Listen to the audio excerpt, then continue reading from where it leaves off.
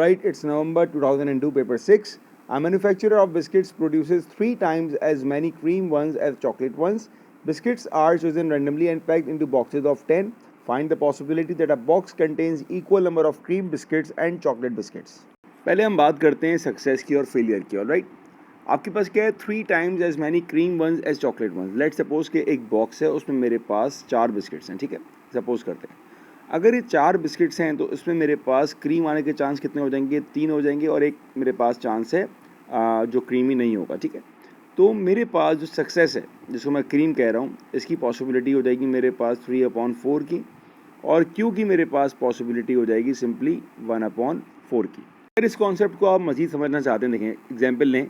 मैं कहता हूँ मेरे पास 3 पॉइंट्स होते हैं, ए, के और बी. ठीक है ना, एग्जाम्पल का ये कॉन्सेप्ट क्लियर कर रहा हूँ. ए, के और बी.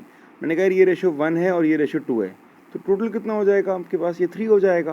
तो मैं कहूँ यार बी के का रेशो क्या हो जाएगा? तो आप बी के बारे में कहोगे 2/3 हो जाएगा, और ए की कितने हो जाएगा? ये 1/3 हो जाएगा. यही चीज़ यहाँ पर अप्लाई कर रहे हैं कि भाई 3 times as many cream ones, तो उसमें 3 का रेशो जो हो जाएगा वो आपके पास क्रीम का हो जाएगा.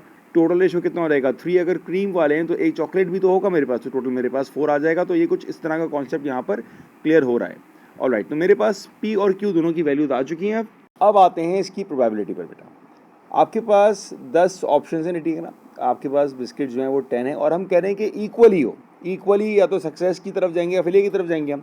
तो मैंने अभी सक्सेस लिया हुआ है पी को, मतलब मैं कह रहा हूँ क्रीमी मेरी सक्सेस है. तो 10 कॉम्बिनेशन 5 ये आ गया इक्वल की तरफ. सक्सेस क्या है मेरे पास? 3/4. पावर क्या आएगी? 5. फेलियर क्या है मेरे पास? 1/4. पावर क्या आएगी मेरे पास? 5. सिंप्लीफाई किया आपने, आपके पास आंसर आया 0.584. ये आपका पहला पार्ट कंप्लीट हो गया. Alright, next one. A random sample of 8 boxes is taken. Find the possibility that exactly one of them contains equal number of cream biscuits and chocolate biscuits. अब यहाँ पर आपने boxes का भी सैम्पल लेना start किया. Alright, so that is my second part.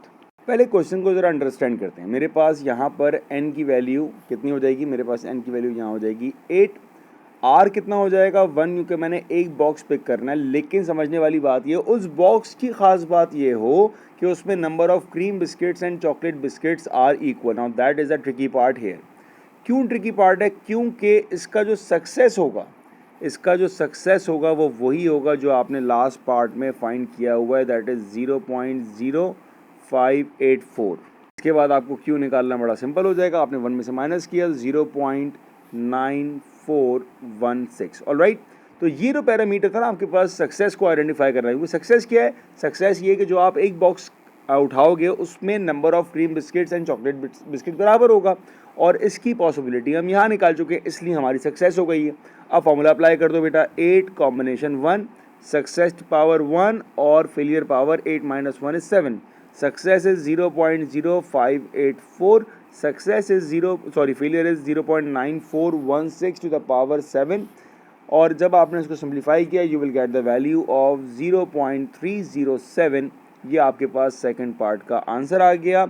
Number third one.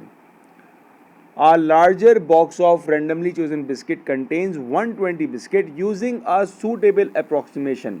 इसने आपको क्या हाईलाइट कर दिया कि अब जो ये सवाल बन चुका है that is a normal distribution. Find the possibility that it contains fewer than 35 chocolate biscuits. अब ये क्वेश्चन आपका बन गया बेटा बाइनोमियल टू नॉर्मल. तो उसके हमारे पास कुछ डेटा की रिक्वायरमेंट होती है, पहले हमें वो निकालना पड़ेगा. तो पहली चीज़ क्या होती है हमारे पास? हमें चाहिए होता है म्यू बराबर होता है हमारे पास किसके? एन पी के. एन आपको पता है यहाँ पर कितना है आपके पास? 120. अब यहाँ पर की ये ख़ास बात है क्या? अगर आप क्वेश्चन को रीड करो, उसने क्या कहा? It contains fewer than 35 chocolate biscuit. अब यहाँ पर दोबारा समझने की कोशिश करें. क्या समझने की कोशिश करें कि आपका यहाँ पर सक्सेस क्या है? सक्सेस आपके पास है चॉकलेट बिस्किट. ऑलराइट, तो जो P होगा, P आपके पास 3/4 नहीं आएगा. P will be equals to 1/4. Alright, I hope ये क्लियर हो गया होगा. तो आपके पास मीन की वैल्यू आ चुकी है 30. ऑलराइट, मीन के बाद सेकंड पैरामीटर क्या होता है हमारे पास? हमें स्टैंडर्ड डेविएशन निकालना होता है. स्टैंडर्ड डेविएशन का फॉर्मूला क्या होता है हमारे पास? NPQ. Alright, with the under root sign. अब आपके पास NP निकाल चुके हैं आप, दैट इज़ 30. Q क्या हो जाएगा? Q will be equals to 3/4, और सारी वैल्यूज़ आपके पास अंडर रूट में आ रही होंगी. तो स्टैंडर्ड डेविएशन आपके पास आ जाएगा 22.5 with the under root sign, that is your standard deviation, right. अब आपका शुरू होता है फाइनल स्टेप, ठीक है ना। फाइनल स्टेप में क्या करना है, आपको दिया हुआ क्या है, probability that x should be lesser than 35। पहले तो आपको यहाँ पर x की एग्जैक्टली वैल्यू, मतलब क्या वैल्यू हम प्लेस करेंगे वो निकालना पड़ेगा। 35 का मतलब क्या हुआ, 35 का मतलब ये हुआ कि आपके पास जो x होगा that will be equals to 34.5, alright.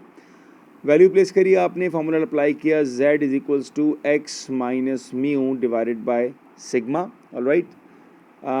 z is equals to ये आ गया 34.5 minus mu is what 30 and divided by sigma is 22.5। अच्छा, अगर आपके दिमाग में कन्फ्यूजन कि यार ये 34.5 कैसे हुआ, बहुत सिंपल सी बातें बताता हूँ आपको।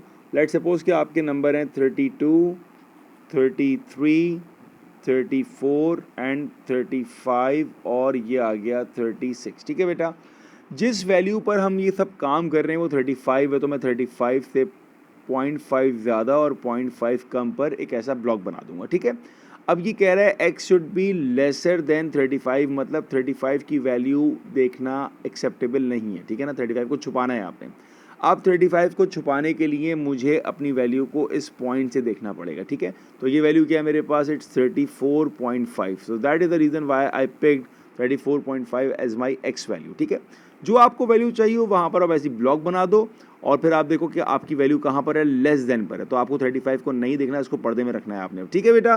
तो इस तरह आपकी x वैल्यू आ गई। अब इसको आपने सॉल्व किया तो you can get the z value, so that is equals to 0.949। ये आपके पास आपके z की वैल्यू आ चुकी है। इसके बाद मेरा काम बहुत आसान हो चुका है। अब मैं सिंपल अपने पास टेबल बनाऊंगा।